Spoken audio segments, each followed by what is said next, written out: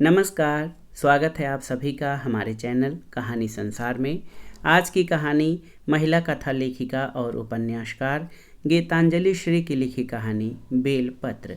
आपकी जानकारी के लिए बता दें कि गीतांजलि श्री को वर्ष 2002 में उनके उपन्यास रेत समाधि के लिए बुकर पुरस्कार भी प्राप्त हो चुका है।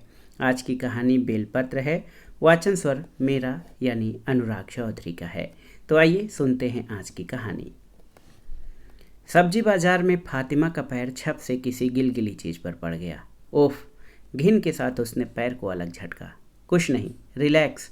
ओम ने झुककर देखा और दिलासा दिया। गोबर है बस।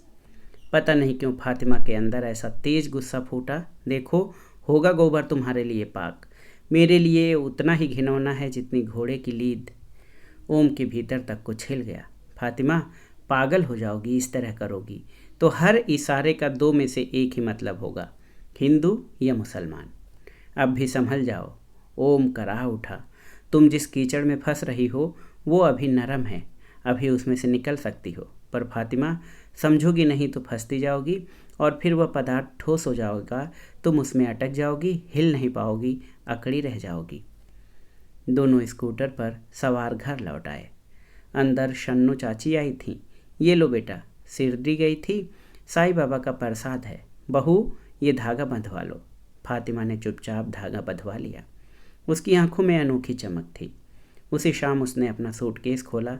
अम्मी ने गुलाबी और हरे गोटेदार साटिन में कुशन और जानमाज लपेट दी थी।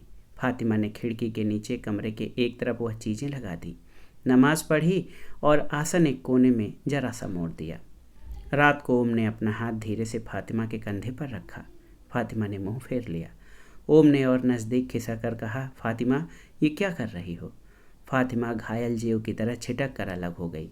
मैं कुछ नहीं कर रही हूँ। उल्टा चोर कोतवाल को, वो चीखते स्वर में बोली।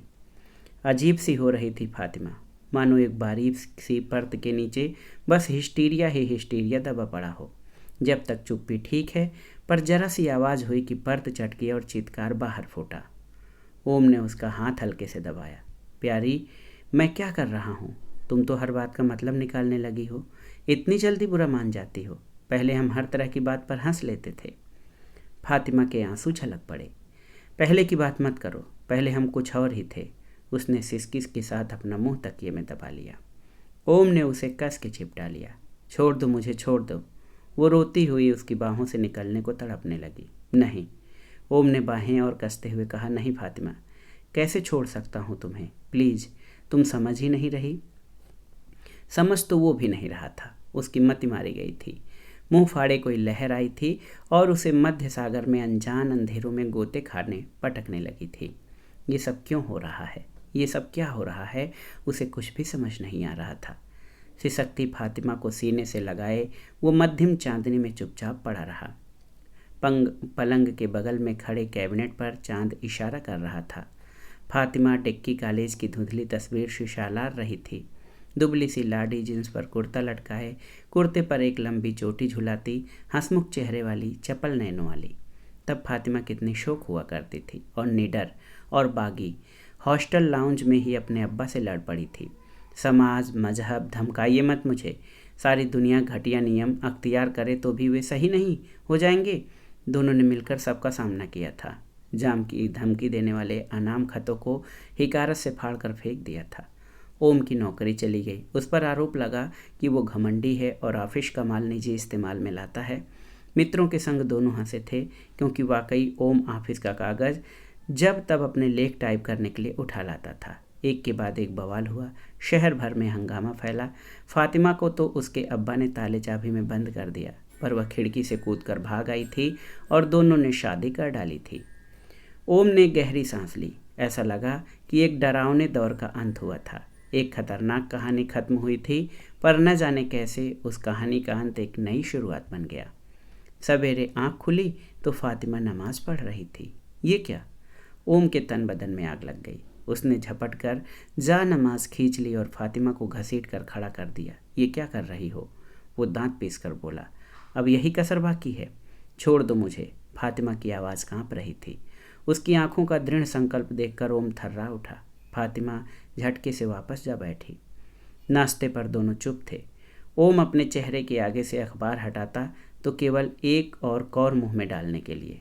जब फातिमा खाली प्लेटें उठाने लगी तो उससे नहीं रहा गया। रुको।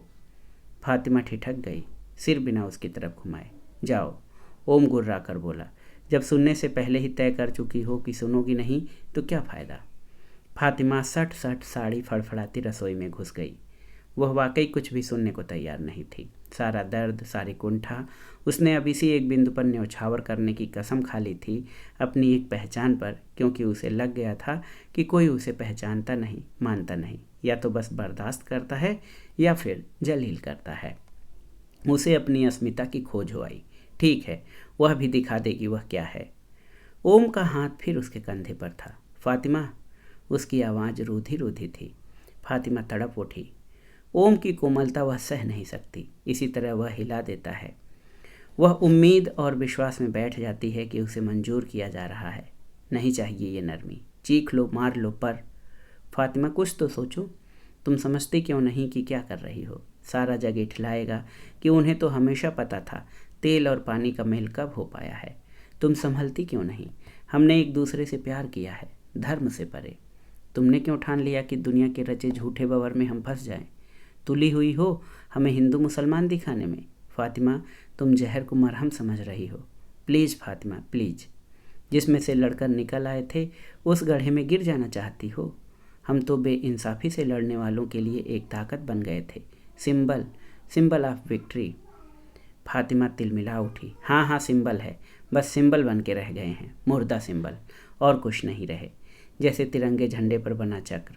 ओम, मैं इंसान हूँ, फरिश्ता नहीं।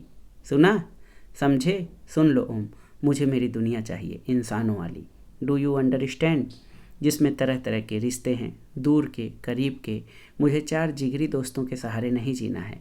ओम, ओम तुम बेवकूफ़ हो। ज़िंदगी एक जरा से इंटीमेट घेरे में नहीं जी जाती। हर पल की ये इंटीमेसी, सब इतने नज़दीक, सब एक दूसरे के बारे में सब कुछ जानते हुए। ओम, मेरा दम घुटता है, सांस लेने के लिए थोड़ा दूर होना पड़ता है। मुझे ये चाहिए, ये सब चाहिए। ओम उत्तेजित होकर बोला, सब किसे कह रही हो। इस तरह क्या तुम सब पा जाओगी। फातिमा, तुम अपने आप को भी खो दोगी। जिसे सब समझ रही हो वे बेजान सिंबल हैं। तुम डर गई हो। फातिमा झटके से वहाँ से चली गई। वह सच ही बहुत डरने लगी थी। बेकार में ही घबराहट की लहर उसके बदन में सिहर उठती। रातों को नींद खुलती तो वो जानी पहचानी आवाज़ें नल से गिरती, टप टप बूंदें, हवा से धीमे धीमे खड़खड़ाती खिड़की, दूर सड़क पर जाती ट्रक की आवाज़। वो अंधेरे में ही डर कर झांकने लगती। कौन है, क्या है। कभी ख्वाब देखती अम्मी के कमरे में दाखिल हुई। अम्मी चुपचाप काम कर रही हैं, कहीं आने वाली हैं। चेहरे पर भाव शांत संयमित है और फातिमा उनसे कहने को तड़प रही है, उनकी सुनने को बिलख रही है, पर अम्मी बात ही नहीं करती, पथराई सी हैं। उनका क्या होगा। फातिमा डरने लगती। अजीब सी घुटन उसे डसने लगती। वह टूटती जाती, टूट रही है, चीख रही है। चेहरे की हर बनावट उस चीख में बिगड़ रही है। अचानक वह जाग जाती। उस चीखते विकृत चेहरे पर पड़ा ये शांत, स्थिर, सिलवट रहित सोकर जागा चेहरा, और वह और भी डर जाती। फातिमा कुर्सी पर बैठ गई, पस्त। उसकी हिम्मत चूर हो गई थी। अपने किए के नतीजों को नहीं जानना चाहती थी। आदर्श लड़ाई अब बहुत हुई। उसे लग रहा था उसमें सिर उठाने की ताकत नहीं रही। हर पौधे को पनपने के लिए मिट्टी चाहिए, हवा चाहिए, पानी चाहिए। वह मुरझाने लगी थी। ओम कहता था उसे कोई हक नहीं कि हर झोंके पे जरा और झुक जाए, इतनी कमज़ोर साबित हो। समाज से लोहा लिया है तो बंजर भूमि पर उगना पड़ेगा, नहीं तो पहले ही किसी बेल की तरह कहीं पेड़ या दीवार से क्यों नहीं चिपट गई। बहुत हो गई ये कोरी बातें। फातिमा का सिर भरना उठा। उसे लगा किसी और ज़िंदगी में वह अपनी इस कमजोरी को कोस लेगी। अभी तो बस वह अपनी एक जगह चाहती है, अपनी पहचान मांगती है, अपने को पाने के लिए तड़प रही है। किसी ने घंटी बजाई। फातिमा ने नज़र उठाई। शन्नो चाची थीं। सोमवार था, चाची हर सोमवार आ जाती थीं। अम्मा के नाम पूजा कर जाती थीं। 2 बरस अम्मा मुँह फुला के बैठ गई थी, पर बेटे से कौन माँ अलग हो पाती है। देखते ही देखते सारी अकड़ चंपत हो गई और बेटे के घर आना जाना शुरू हो गया। तभी शन्नो चाची भी आने लगी। अम्मा तो फातिमा को जी जान से प्यार भी करने लगी। कभी शन्नो चाची ने आंखें मटका कर कहा था, क्यों री, तेरी बहू की आवाज़ तो बड़ी सुरीली है। वरना मैं तो आवाज़ से हिंदू मुसलमान बता देती हूँ। अम्मा ने फातिमा के गाल पर हाथ फेर दिए, कहा, मेरी बहू किसी कोने से मुसलमान है ही नहीं। फातिमा ने पूछ लिया, मैं भी तो सुनूं आवाज़ में क्या रहस्य है। चाची ने हाथ नचाया, भाई मुसलमानें हमेशा भूंडी आवाज़ ही पाती हैं, आदमियों जैसी भारी, वह मालिन नहीं आती है। फातिमा ने तपाक से कह दिया, आवाज़ तो आवाज़ ठहरी, हिंदुओं के तो आदमी ही औरतों जैसे हैं, पिद्दे से। बाद में ओम और फातिमा अपने मित्र मंडली में इस किस्से पर ठहाके मार के हंसे थे। ओम के 5 फुट 7 इंच पुरुषत्व की लंबी खिंचाई की गई थी। फातिमा ने खुद को फतेह का फनकार कहकर कोई जोशीला गाना सुना दिया था।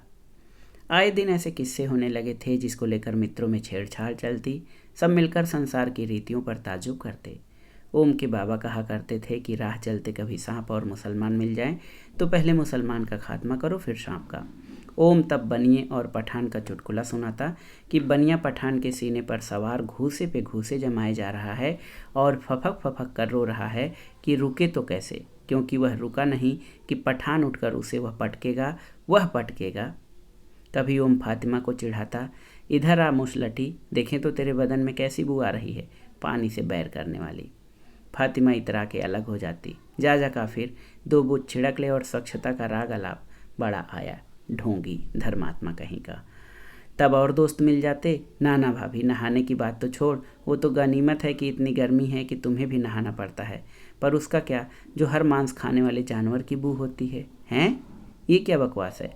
सब हंसते, क्यों हमारी गाय महकती है, कभी नहीं, और शेर और मुसलटा और घोड़ा। फातिमा ताली पीट कर हंसती। सब मज़े में झूम उठते, कभी लोगों के दिमाग पर हंसकर, कभी चौंक कर, क्या क्या नहीं प्रचलित कर देते हैं, कुछ भी मान लेते हैं। पर शन्नू चाची तो शहद से लीपकर व्यंग कसती थीं। उन्हें तो फिट करना ही था, लेकिन अम्मा कभी ऐसा वैसा नहीं बोलती थीं। उन्होंने तो बस एक बार बहू बना लिया तो फिर स्नेह ही बरसाया। फिर अचानक उनका देहांत हो गया। ओम एकदम टूट गया। अम्मा को याद करके नन्हे से बच्चे की तरह रो पड़ता। फातिमा भी रोने लगती। अम्मा याद आती, फिर अम्मी और अब्बा का ख्याल भी आ जाता, न जाने किस हाल में होंगे।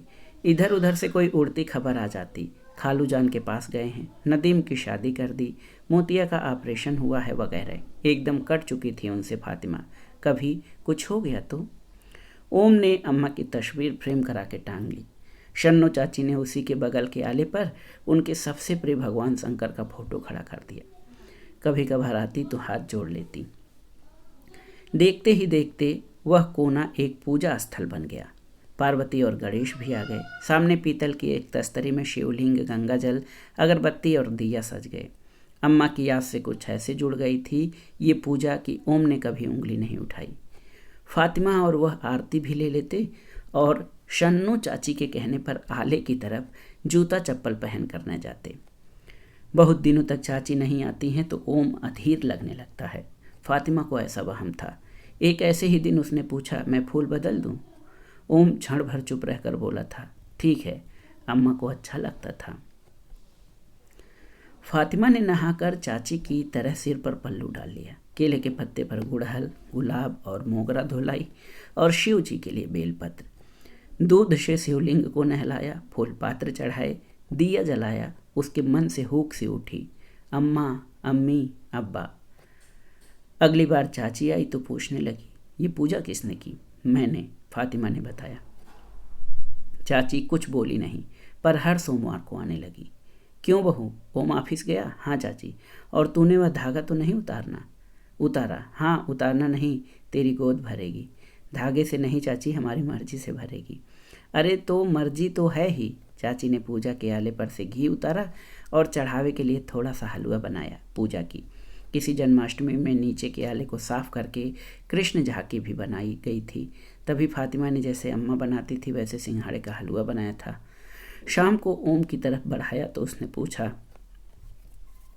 क्या शन्नू चाची बना गई? तुमने? इतना आसान थोड़े न है, एक दिन में नहीं आ जाता। शन्नू चाची पूजा करके चली गई। फातिमा भी बैंक के लिए चल पड़ी। फुटपाथ पर लोगों की भरमार थी। फातिमा को लगा वो सबके रास्ते में आ रही है और सब उस पर मन ही मन भन्ना रहे हैं। अपराध बोध से वो कभी बाईं ओर झुकती, कभी दाहिने को हटती और एकाएक रुक जाती। भीड़ को गुजर जाने दो।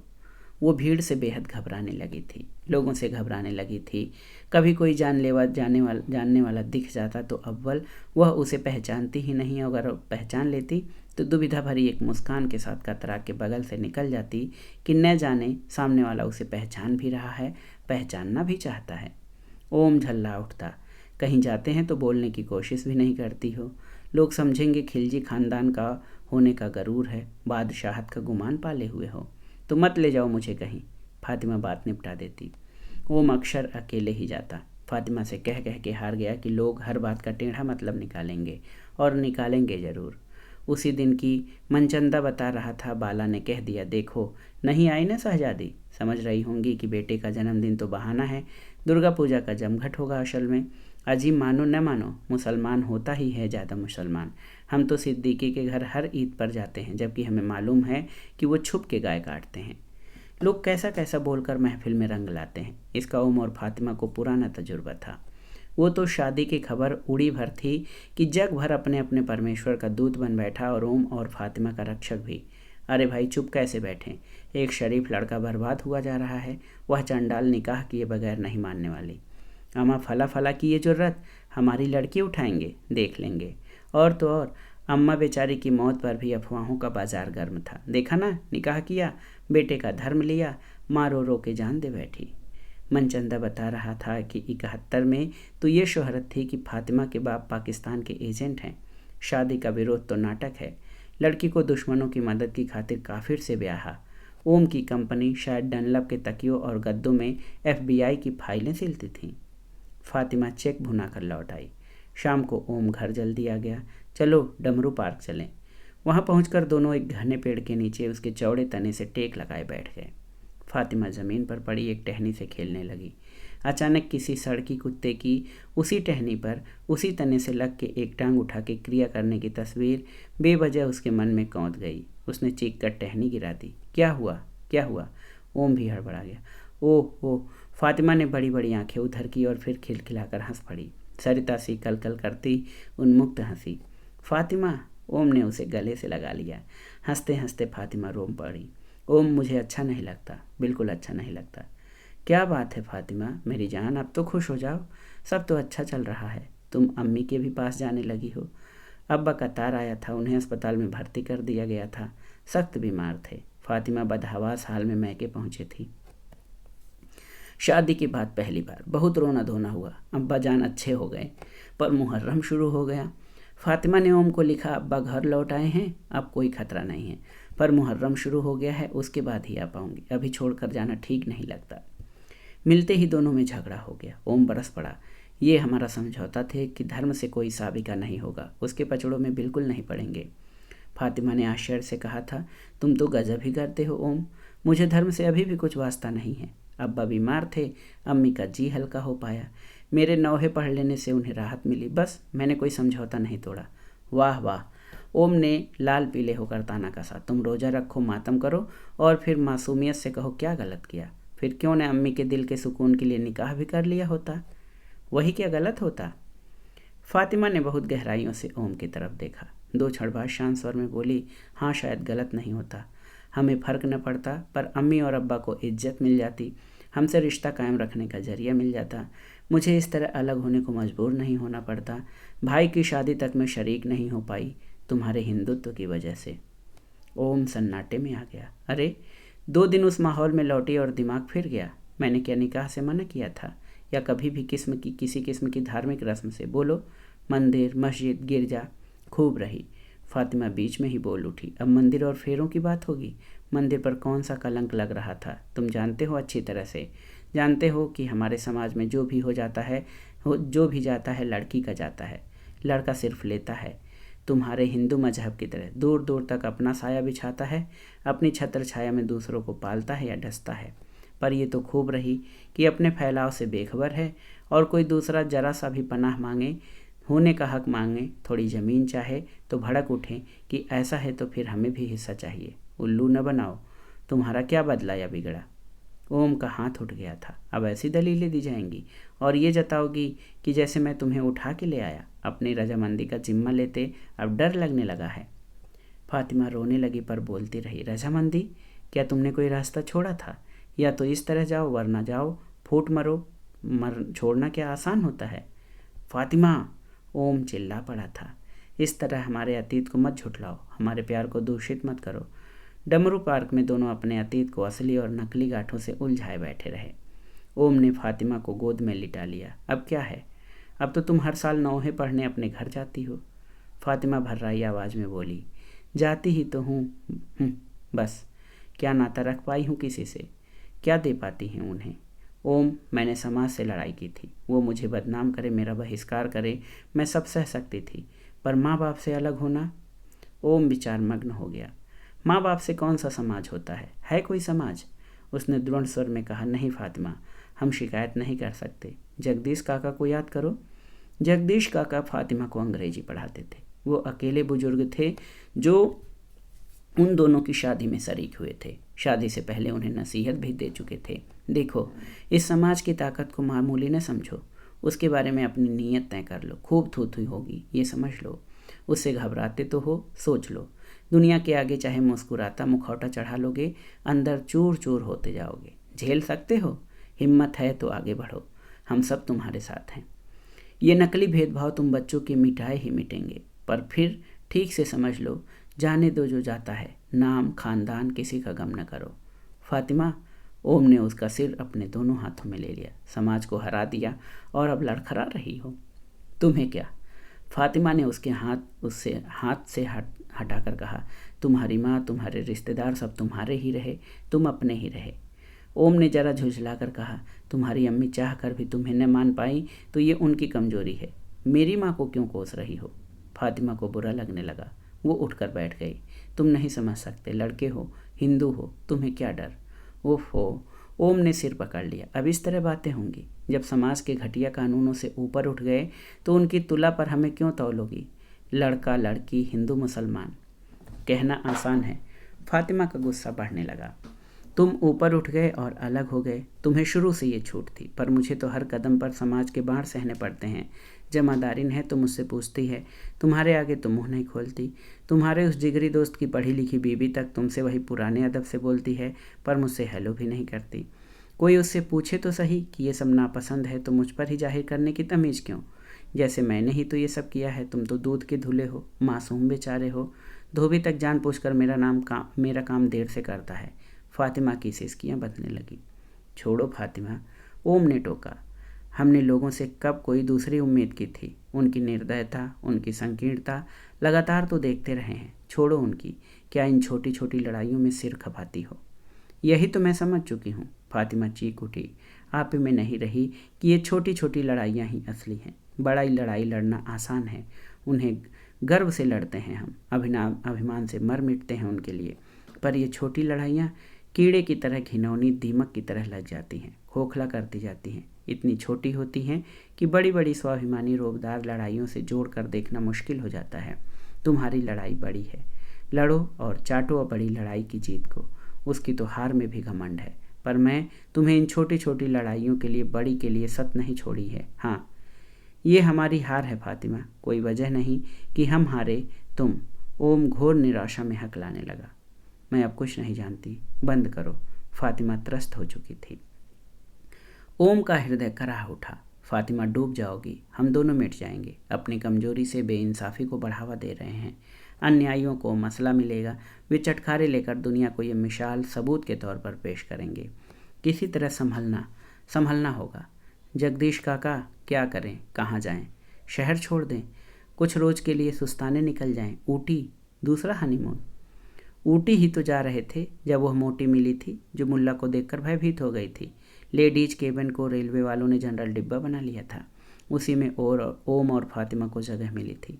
ओम अभी प्लेटफार्म पर खड़ा था और फातिमा सामान के साथ अंदर बैठी थी। सामने गहनों के भार से हाँपती एक मोटी बैठी थी, जो लेडीज चीख पड़ी थी जैसे ही एक मुल्ला अपनी पलटन लेकर डिब्बे में घुसे। फातिमा ने मामला स्पष्ट किया तो उसके चेहरे पर हवाइयाँ उड़ने लगीं। मल्ला टोली सामान रखकर बाहर निकल गई तो मोटी फुसफुसाने लगी थी, बेटी, ये तो खतरनाक बात है। फातिमा ने सांत्वना दी कि नहीं, बहुत लोग साथ हैं, घबराने की क्या बात है। पर मोटी को तो होश भागता हो रहे थे। नहीं बेटी, ये एम लोग हैं। उसने नज़रें चारों तरफ दौड़ाकर हाँफते हुए बताया था, और फिर जो उनकी बदमाशियों का ब्यौरा दिया था उसमें कोई करतूत नहीं छोड़ी थी जो इन लोगों का तरीका न हो। फातिमा ने बहस की थी, मुझे भी अंदाज है, मैं खुद एम हूँ।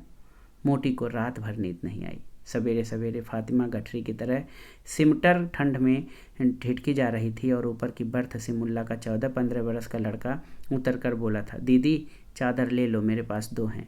मोटी भयभीत नज़रों से देख रही थी। चलो घर चलें। ओम ने फातिमा का हाथ पकड़ लिया। फाटक पर उसने फातिमा को रोक लिया। आसपास कोई नहीं था। ओम ने फातिमा की आंखों में झांका। वहाँ अंधेरा ही अंधेरा था। फातिमा चलो कहीं चले, मैं छुट्टी ले लूँगा, ऊटी चलेंगे। फातिमा मैं तुम्हें खुश देखना चाहता हूँ, फिर से हरा भरा। ओम की भतीजी की शादी में फातिमा ने हरी साड़ी पहन ली थी। अनायास ही ओम के मुंह से निकल पड़ा था, ये क्या मुसलमानी रंग उठा लाई। फातिमा के होंठ कांपने लगे थे। चुप हो जाओ ओम, बस इसी वक्त चुप हो जाओ। ओम उसे बताना चाहता था उसका ऐसा वैसा कोई मतलब नहीं था। ये सब अनजाने में न जाने कहाँ की सुनी सुनाई बातें, कहाँ की बसी बसाई प्रतिक्रियाएं हैं जो यूं ही सहज भाव से अनायास निकल जाती हैं। ओम फातिमा के पीड़ित मन को फिर से मुसलमानी हरा कर देना चाहता था। हंसो ना मेरी जान। फातिमा की आंखों में गांठें भरी पड़ी थीं। कैसे सुलझेंगी, कितनी उलझ चुकी थीं। ओम को लगा कि अब चाहे सुलझाने के लिए खींचो या छोड़ दो या कसती जाने दो, नतीजा एक ही होगा, टूट जाएंगी। नमाज का वक्त हो गया था। फातिमा अंदर चली गई। ओम अब चुप नहीं रह पाया। उसने लपक कर उसे पकड़ा, तो यही कहो ना कि अब इसी पर्दे में जाओगी और मैं दखल न दूँ। फातिमा की नाक पर जैसे गुस्सा रखा रहता था। और तुम जो दिया जलवाते हो, मैं जलवाता हूँ? झूठ सच किसी से मतलब नहीं तुम्हें। अब आने वाले से कह दो कि घर में घुसकर अपने भगवान का नाम न लो। नहीं, मत कहो, किसी से न कहो, मुझसे भी नहीं। ओम अस्तब्ध उसे देखता रह गया। जा नमाज का कोना मोड़कर फातिमा फिर बाहर निकल गई। सड़पट सड़पट भागती सी चाल में जा रही थी, लेकिन ऐसे नहीं जैसे किसी काम की जल्दी हो और गाड़ी छूट रही हो, बल्कि ऐसे जैसे किसी से भाग रही हो, भयभीत सी, बौखलाई सी, चेहरे के हर कड़ को अंदर छिपी किसी बेचैनी में कस के मानो बांध लिया हो कि कोई उड़ता भाव न आ जाए, किसी को मालूम न हो जाए और ज़्यादा कसे फीते की वस्तु की तरह उसका चेहरा तनते तनते सिकुड़ गया। तो दोस्तों, ये थी गीतांजलि श्री की लिखी कहानी बेलपत्र। ये कहानी आपको कैसी लगी हमें कमेंट बॉक्स में ज़रूर बताइएगा।